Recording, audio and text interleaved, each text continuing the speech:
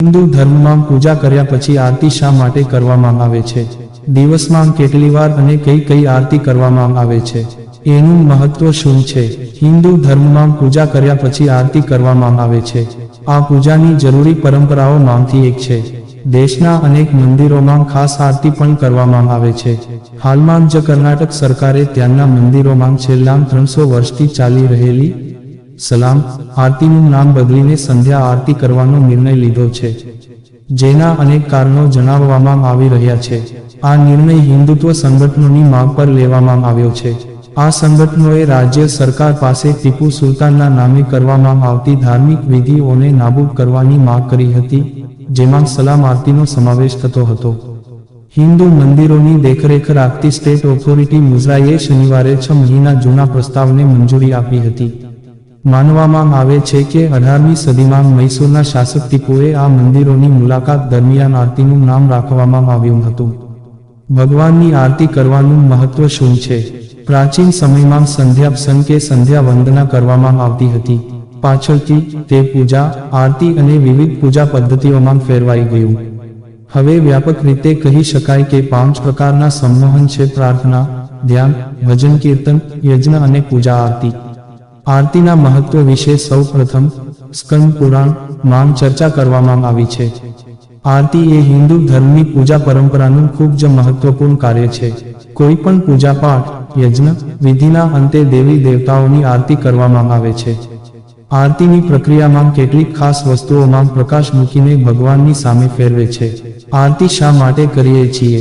આરતી એટલે ભક્ત દ્વારા પ્રભુનું થયેલું ભાવભર્યું સ્વાગત. આરતીનો અર્થ થાય છે કે આત્મામાં ભગવાનમાં રતિ એટલે કે અનુરાગ એવો થાય છે.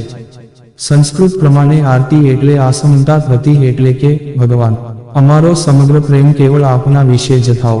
આરતીમાં પ્રગટાવાતી જ્યોત દ્વારા ભક્ત ભગવાનને પ્રાર્થના કરે છે કે હે દયાળુ, જેમ આ આરતીની જ્યોત ઝળે છે એમ આપની મૂર્તિ દિવ્ય ગુણોથી ઝળે છે.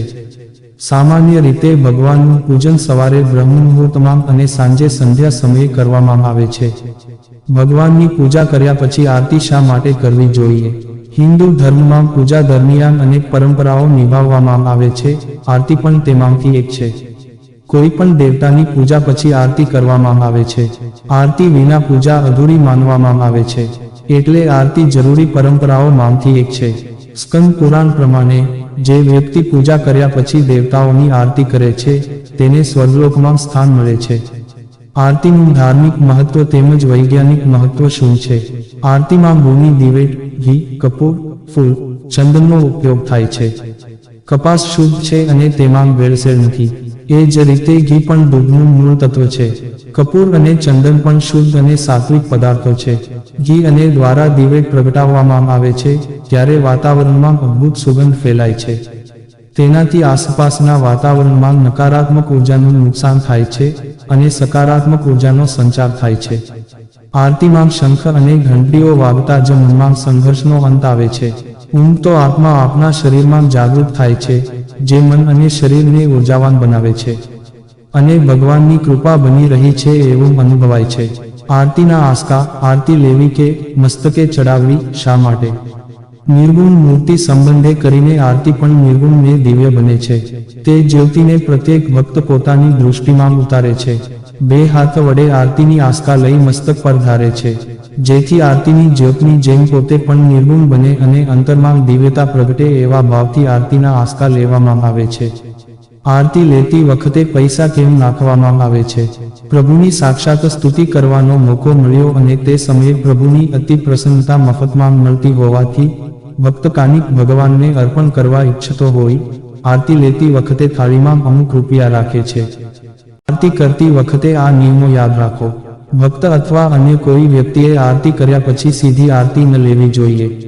આરતી કર્યા પછી સૌથી પહેલા તેને જલધારા આપવામાં આવે છે. આ પછી પૂજાનું પવિત્ર જળ દરેક પર છાંટવું જોઈએ. આ પછી આરતી કરનાર વ્યક્તિએ પહેલા આરતી લેવી જોઈએ, બાદમાં દરેકને આરતી આપવી જોઈએ. ભગવાનની આરતી કેવી રીતે કરવી? દેવી દેવતાઓની આરતી કરતી વખતે તમે તમારી આસ્થા, માન્યતા અથવા પૂજાની પદ્ધતિ અનુસાર દીવો પસંદ કરી શકો છો. ઉદાહરણ તરીકે, તમે 1 વોટ સાથેનો દીવો અથવા 5 કે 7 વોટ સાથેનો દીવો પસંદ કરી શકો છો. એ જ રીતે તમારા ઈષ્ટદેવના અનુસાર તેલ કે ઘીનો દીવો પ્રગટાવો. ઘર અથવા મંદિરમાં પૂજા કરતી વખતે 4 વાર તમારા દેવતાના ચરણ તરફ, 2 વાર નાભી તરફ અને છેલ્લે 1 વાર તેમના ચહેરા તરફ કરીને આરતી પૂર્ણ કરો. પછી તમે બેસીને પણ આરતી કરી શકો છો. ભગવાનની પૂજામાં હંમેશા ઊભા રહીને આરતી કરવાનો નિયમ છે, પરંતુ ખાસ સંજોગોમાં તમે બેસીને પણ આરતી કરી શકો છો. હિન્દુ માન્યતા અનુસાર જો તમે શારીરિક રીતે ઊભા રહી શકતા નથી અથવા બીમાર છો, તો તમે ભગવાનની માફી માંગીને બેસીને આરતી કરી શકો છો. એવું માનવામાં આવે છે કે સાચા હૃદયથી કરવામાં આવતી આરતી તમામ દુઃખ દૂર કરે છે અને દેવી દેવતાઓ તરફથી ઈચ્છિત વરદાન આપે છે. નોંધ: આ વિડીયોમાં આપવામાં આવેલી તમામ માહિતી વિવિધ જ્યોતિષીઓ, પંચાંગો, ઉપદેશો, ધાર્મિક માન્યતાઓ, શાસ્ત્રોના વિવિધ સ્ત્રોતોમાંથી સંકલિત કરવામાં આવી છે અને તમને પ્રસારિત કરવામાં આવી છે. અમારો હેતુ માત્ર માહિતી પૂરી પાડવાનો છે. Gujarati Hindi motivational story YouTube channel આની પુષ્ટિ નથી કરતું. તેના માટે કોઈ નિષ્ણાતનું માર્ગદર્શન લેવું